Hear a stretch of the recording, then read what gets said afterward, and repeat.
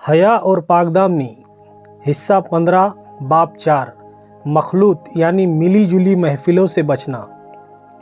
मर्दों और औरतों में खुलेआम मिलना जुलना तो हज़रत आदम अलैहिस्सलाम से लेकर हज़रत मोहम्मद सल्लल्लाहु अलैहि वसल्लम तक किसी नबी अलैहिस्सलाम की लाई हुई शरीयत में जायज़ नहीं रखा गया। हज़रत मूसा अलैहिस्सलाम जब मदियन पहुँचे तो उन्होंने कुएं पर हुजूम देखा जो जानवरों को पानी पिला रहे थे। एक तरफ दो लड़कियां अपनी बकरियों को लेकर अलग थलग खड़ी थी।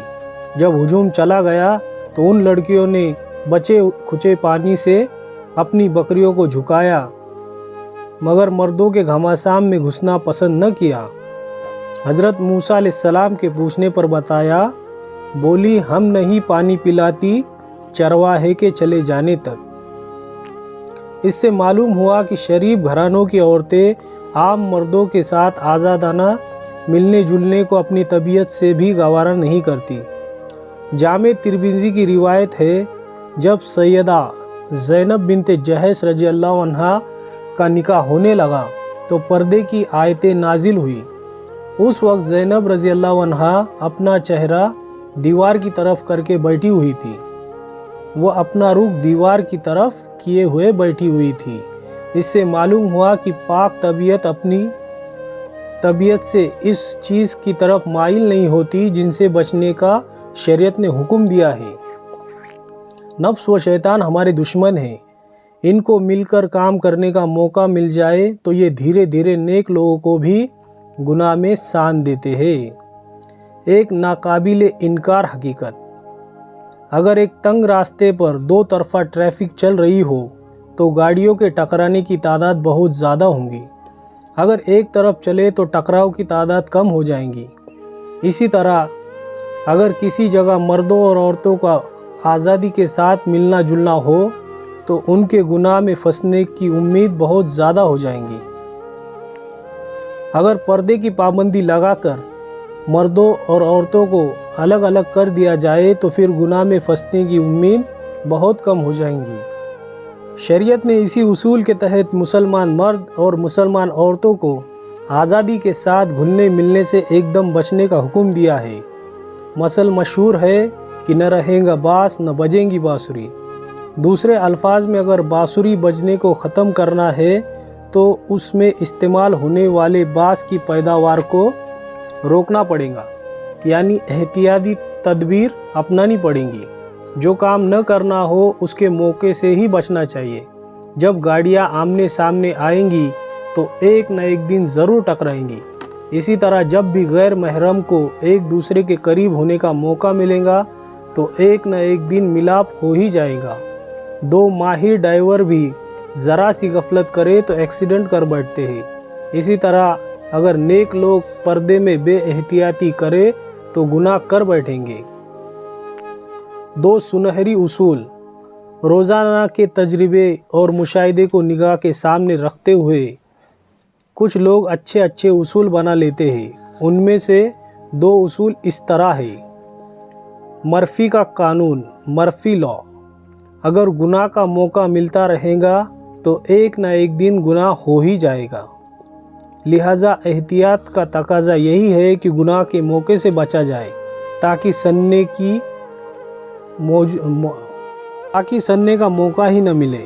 अगर किसी जगह मर्दों औरतों की मिली जुली महफिली हो रही हो तो गुनाह की सूरतें सामने आती रहेंगी।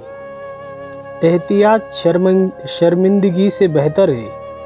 एहतियात शर्मिंदा होने से बेहतर है। अगर किसी काम में शर्मिंदगी और नदामत उठाने का ख़तरा हो तो उस काम में एहतियात बरतनी चाहिए। इसी तरह इज़्ज़त व नामूस की हिफाजत करनी हो तो मिली जुली महफिलों में जाने से कतराना चाहिए। इन दोनों उसूलों को सामने रखकर यह नतीजा निकाला जा सकता है कि न तो औरत को बेहिजाब मर्दों के सामने आना चाहिए और न ही मिली जुली महफिलों की जीनत बनना चाहिए। इसी में इज़्ज़त व नामूस की हिफाजत है और यही शरीयत का हुक्म है। शरीयत मोहम्मदी का हुस्न व जमाल, दीन इस्लाम के अहकाम में हुस्न व जमाल का ये आलम है कि जिन कामों से रोका गया है उसकी शुरुआत से भी मना कर दिया गया है। مثال کے طور پر زنا کو حرام قرار دیا گیا تو مردوں اور عورتوں کو آزادانہ میل جول کو بھی سختی سے منع کیا گیا۔ جن موقعوں پر مردوں اور عورتوں کا گھلنا ملنا ممکن تھا ان کے بارے میں وضاحت سے ایسے قانون لاگو کر دیے کہ گھلنا ملنا ممکن ہی نہ رہے۔ کچھ مثالیں اس طرح ہیں۔ عورتوں کی تعلیم کا دن جدا۔ ایک بار حضرت اسماء بنت زید رضی اللہ عنہا نبی علیہ السلام کی خدمت میں حاضر ہوئی اور عرض کرنے لگی، اے اللہ کے رسول، میں اپنے پیچھے رہنے والی مسلمان عورتوں کی ایک جماعت کی نمائندہ اور قاصد ہوں۔ سب وہی کہتی ہے جو میں کہتی ہوں، سب کی وہی رائے ہے جو میری رائے ہے۔ میری گزارش یہ ہے کہ اللہ تعالیٰ نے آپ کو مردوں اور عورتوں دونوں جماعتوں کے لیے رسول بنا کر بھیجا ہے۔ ہم آپ پر ایمان لائی اور آپ کی پیروی کی۔ ہم عورتیں گھروں میں پردے میں رہتی ہیں، مردوں کی جنسی ضرورت بھی پوری کرتی ہے، ان کے بچوں کو اٹھائے ہوتی ہے، جبکہ مرد لوگ نماز با جماعت میں حاضری، نماز جنازہ میں حاضری اور جہاد میں شرکت کی وجہ سے نیک کاموں میں ہم سے بازی لے گئے۔ مرد لوگ جہاد کے لیے نکلتے ہیں تو ہم ان کے مالوں کی حفاظت کرتی ہے، ان کے بچوں کی پرورش کرتی ہے، کیا ہم بھی ان کے اجر و ثواب میں شریک ہوں گے؟ یہ سن کر نبی اکرم صلی اللہ علیہ وسلم صحابہ کرام کی طرف متوجہ ہوئے اور فرمایا کہ تم نے دین کے سلسلے میں اس سے بہتر سوال کرنے والی عورت کی بات سنی ہے؟ صحابہ کرام نے جواب دیا کہ جی ہاں اے اللہ کے رسول صلی اللہ علیہ وسلم، واقعی اس عورت نے بہترین سوال پوچھا۔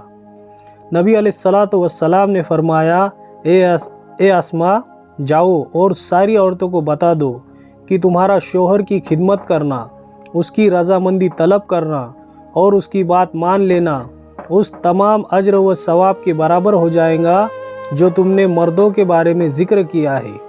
یہ سن کر حضرت اسماء رضی اللہ عنہا اللہ اکبر کہتی ہوئی اور کلمہ طیبہ پڑھتی ہوئی خوشی خوشی واپس لوٹ گئی۔ نبی علیہ السلام نے عورتوں کے تعلیم کے لیے خاص دن مقرر فرما رکھا تھا۔